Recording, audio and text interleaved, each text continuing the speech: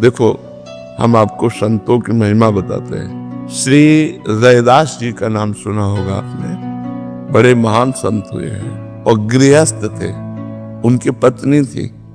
इतने बड़े सिद्ध महापुरुष हुए कि एक पंडित जी गंगा नहाने रोज जाते थे।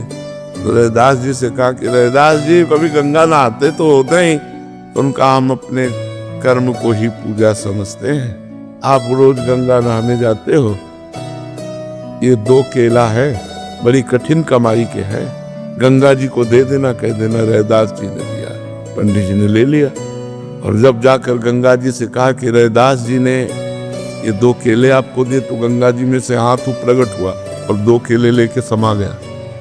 फिर थोड़ी देर में हाथ प्रकट हुआ और आवाज आई कि स्वर्ण का जो कंगन है, ये रैदास जी को हमारी तरफ से प्रसादी दे देना।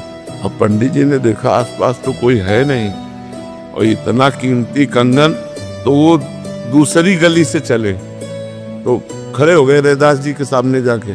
जिस गली से चलते वापस, फिर वही रैदास जी के घर के सामने खड़े हो जाते। आखिरकार रैदास जी के समीप गए और कहा केला दे दिया था। उन्होंने ऐसे कठोता में हाथ डाला और कहा हाँ हाँ दे दिया। उनका गंगा जी ने आपके लिए, तो उनका हम इसको क्या करेंगे, आप ही रखें। तो उन्होंने कहा कि ये तो धोवन है, इसमें आपने, तो उनको जानते हो क्या कहा था, सब कोई जानता है उनकी प्रसिद्धि इस बात की, मन चंगा कठौती में गंगा। मन चंगा तो कठौते।